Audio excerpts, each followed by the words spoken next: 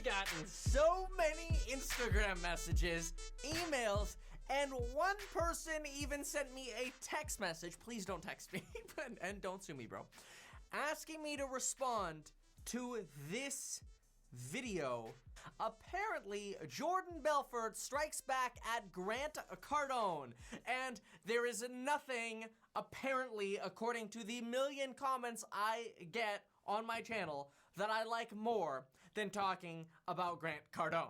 Although if you know me, then you also know that that's not the correct characterization, but let's just go with it, because what are we about to do? We're gonna talk about Grant Cardone again, so who am I to say that that's not true in this case? So let's just get right into it. Sales versus marketing, who wins? Well, let's find out. Oh, look at that, it's 0 o'clock. In case you don't know what that means, it also means it is September 10th, which is the last day to use coupon code 10x2020 for the real estate investing course, real estate agent course, which obviously come with the live streams 4 times per week and the 10x event in February. The price does go up every time there is a new coupon. It stems from this ridiculously idiotic podcast I had with Grant Cardone, who literally, in my book, knows probably about as much about sales as, like, I don't know, like you know, someone from one of those munchkins from The Wizard of Oz. Literally, the guy knows nothing. I mean, literally, I don't get it, okay? No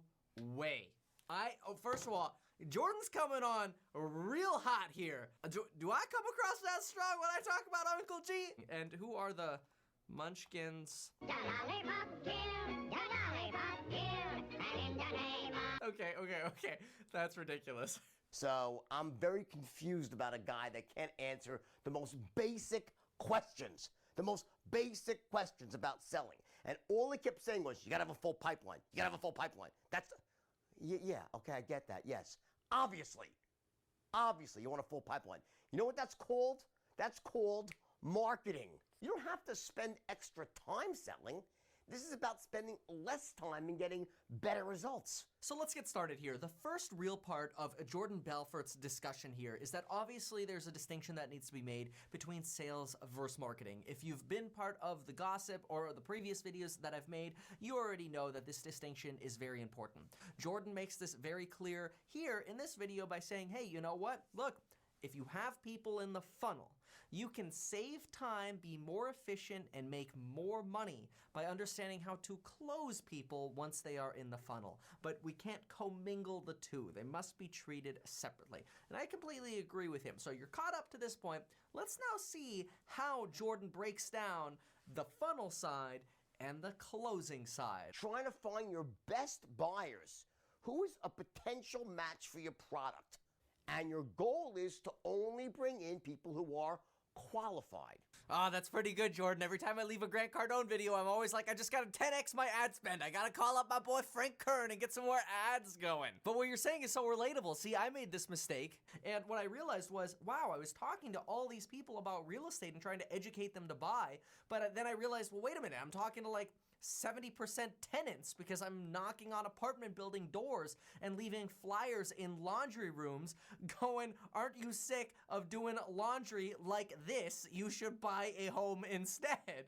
But I was targeting unqualified people. So this is something that I wish I had learned a little bit earlier, although maybe I did and just never really recognized it, because there's another sales quote that I regularly hear and my mentor always drilled into me, and that was always start with qualify the customer, demonstrate your product and your services, and go for the close. But it always starts with qualify. You never do them out of order.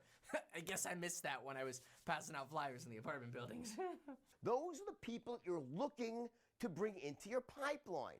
And that's what this whole thing is about.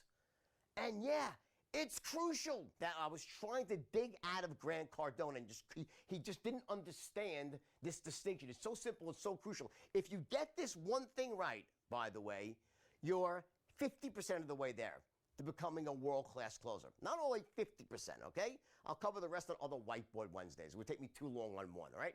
Here's step one. You know, I will say I am a little confused as to why that distinction wasn't made by Grant. I mean, you could go back and look at, videos from 8 years ago of Grant Cardone, and he talks about closing strategies. And I know he has those in Cardone University. So I was a little surprised that it didn't come out. No matter how hard you try to target only the right people, no matter how much money you spend developing your custom audiences, your lookalikes, just no matter how much care you put into this, you're not only going to bring in qualified buyers. So what we do with the system I teach, which works like gangbusters, and you probably know that, straight line system, right? It's created more million-dollar earners than any other sales system, than all the other sales systems in the world combined. Fact of life, okay? So with the straight line system, what we do is we are aware that, yes, okay, you're going to market. What just happened here was actually a really brilliant pitch for Jordan Belfort's straight line system. After listening to that pitch, this is the first time I've watched this video, and the first time I heard this, just now, I started feeling on the inside as I was kind of sitting here thinking, I'm like, is this a system I want to try out? For some reason, after that pitch there, I felt intrigued. Now I'm interested. I'm like, is this similar to his YouTube videos? Is this similar to his books? Is this, stuff I could find online? Or what is this straight line system? And I'm obviously interested in this because obviously I sell things too. Like I sell a really amazing real estate investing course. I've got some live streams scheduled for tomorrow where we're going through everybody's deals again. It takes a lot of work. And obviously I'm a real estate broker as well. But what I want to see is I want to go and break down this pitch, because something about this pitch was really good and it felt natural. It was like perfectly placed. He turns the page on the whiteboard. It's almost like now I'm hooked and now he's progressing me with him. Let's see if we can identify what he did here play by play, because this part to me is a really big sales lesson within a video on sales lessons. Different types of people are going to end up responding to your ad. This is where his pitch starts, because right here he actually had me very interested, because remember how I started by reacting and saying, I was knocking on tenants' doors, and now he's actually validating this frustration that I had, which is, wow, brilliant. I just connected it in my head. He literally just found a pain point in me, and this is just a video of him. I was able to relate to, well, wait a minute, like, I feel like I wish I only had qualified leads in my funnel. And now he's saying, but you're not only going to have qualified leads in your funnel. And now I'm like, oh my gosh, like that's me. That's what, like, dang, look at that. He just totally extracted that out of me. This is good. No matter how much money you spend developing your custom audiences, This is interesting. Look, so here he pitches the problem on this side of the whiteboard. Then he moves to this side of the whiteboard and relates to you. And then the second he starts talking about his program, watch him actually make this move to the center of the camera, really to get in close to you, and then tell you, this is why we've created my system, which, by the way, works so well. Watch this happen. I teach, which works like gangbusters, and you probably know that, straight line system, right? Look at this too. Look at this. The open hands, with the exception of the marker cap he has there. But he kind of steps in towards you in the middle of the screen, focused on you, which works like, this is good. And like, wow. And seriously, I'm not trying to fanboy here, but after I heard that pitch, I really felt this. I felt my mind wandering off and like, what is this straight line system he's got? Tell me more. And I ordinarily don't feel that. I usually tune that stuff out. Like, you've probably already tuned out that, hey, use coupon code 10X2020 because it expires today. It's September 10th. But I mean, really, like, wow. Okay, let's keep going. Right? It's created more million-dollar earners than any other sales system, than all the other sales systems in the world combined. Fact of life. Confidence, bold claims, great. Fact of life, okay? So with the straight line system, back to the teaching, back to the side of the board. Turn the page, you're hooked, you're in it, love it. What we do is we are aware that, yes, okay, you're gonna market, and when you market, no matter how hard you try to get only the right buyers, you're going to get 4 types of people. Just did something else pretty brilliant here. This one might be, I mean, this is pretty subtle, but look at this right here, which in my opinion is a subtle way of conveying authority, that you know the answers. Watch this part right here. Buyers in heat are these people who need you. There, he writes on the board, buyers in heat are these people who, and then watch his eyes. He's going to transition his eyes as if he's kind of looking for the answer, but the answer is not written on the floor. I mean, no YouTuber writes their answers on the floor, right? Like, the answer's not on the floor, but he kind of looks there because it's in his mind. He doesn't have to read it off a teleprompter and stare at the camera without blinking and kind of scroll their eyes across because they're reading and they actually don't know. He knows. And this search he does through his memory to then bring you the answers actually makes him seem more credible. I feel like I am learning just making this video. Buyers in heat.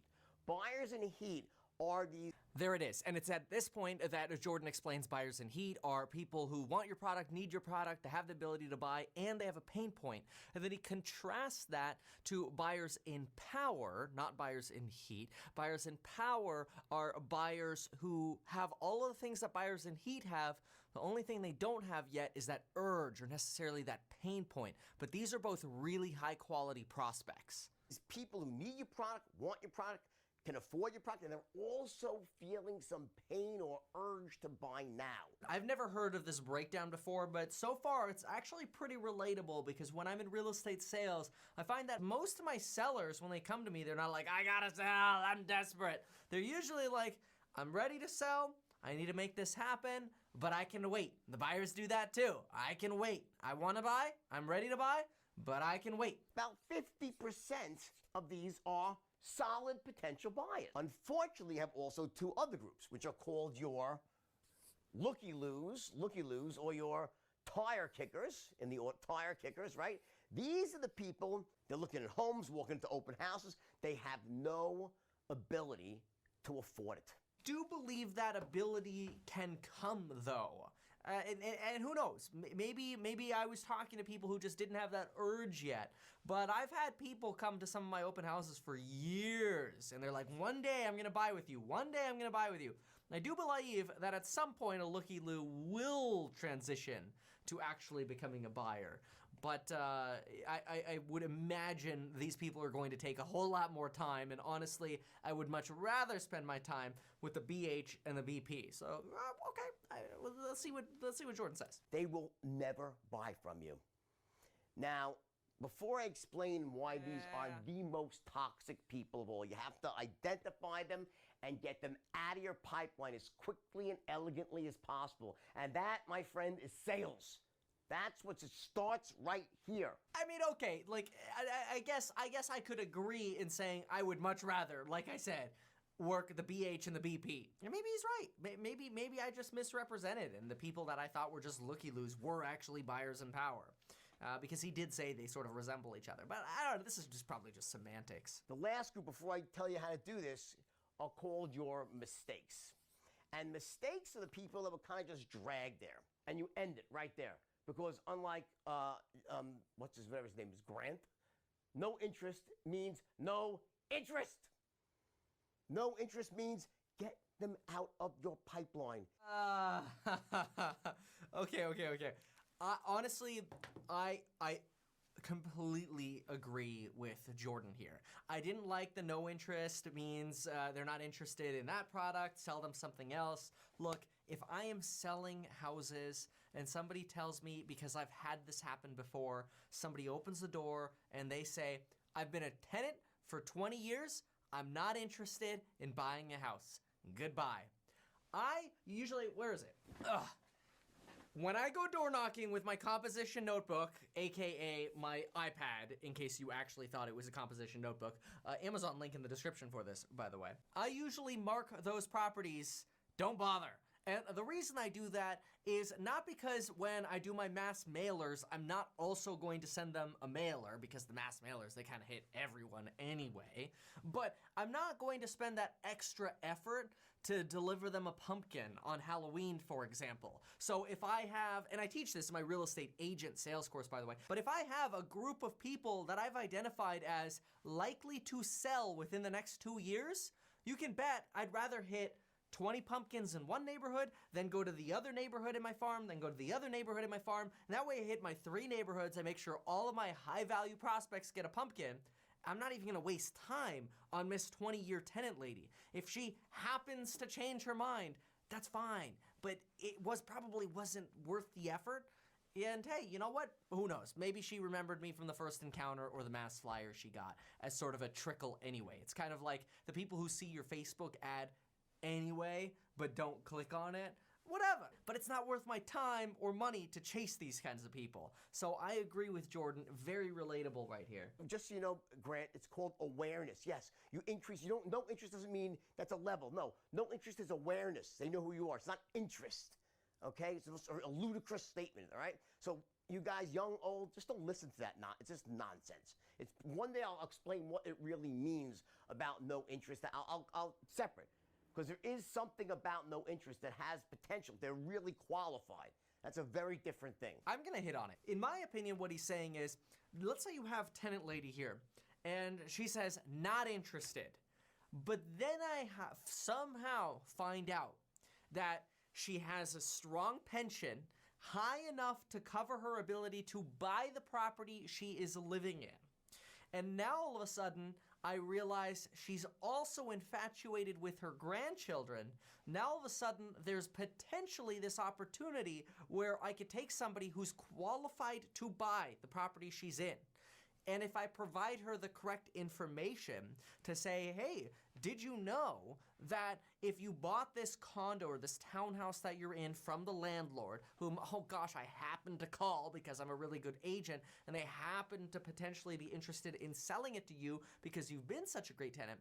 If you're potentially interested in owning this property, did you know that as this property gains value over time, you might be able to, in the future, transfer this to your grandchildren completely tax-free? Yeah, that's stuff we talk about in the real estate investing course, tax-free real estate investing. You have these 50 people, easy to spot. These 35 out of 100, devilish, all right? Here's what happens with these people. They waste your time. So time is money, right? That's a terrible thing because you waste your time. You end up presenting to people who have no intention of ever buying from you. That's a massive problem, all right? And even worse is that... That was smart. Okay, he just did another really interesting sales strategy there, and it's something that I probably need to do better on my channel, and it's something known as the impact statement. This actually takes me back to like 4th grade, where you always open a paragraph on your 5-paragraph essay. You open a paragraph, like your 3 main points. You open it with the hook, what's the problem, right? Your introduction to the paragraph, your arguments, and then you close it. But you always close with an impact. And notice how he kind of takes a pause there, lets it sink, and then goes, that's a problem. It's kind of a truism, right? It's kind of like, well, yeah, duh. But making that impact statement is actually pretty important, because it's easy to assume that everybody got your point, but that impact statement can sometimes solidify it. That was good. So time is money, right? That's a terrible thing because you waste your time. You end up presenting to people who have no intention of ever buying from you. That's a massive problem, all right? Yeah, actually, interestingly, he's kind of circling back here to slamming on the Grant Cardone idea again. That is, wait a minute, like, if I don't spend time, if I don't waste my time on these people that I know, that I've identified as either mistakes or looky-loos, I could spend more time on the qualified people, or I could spend more time going back to the funnel and moving to that next door. Good distinction. These people are time vampires and they're poisonous, and you gotta get them out of your pipeline. The number one telltale sign is that they overly emote. When you have looky-loos, they will act, because they're acting Remember this, right? So like, what does a really bad actor do? They're like, oh, when you watch a TV show and they're bad, they actually overplay their roles. They overact, right?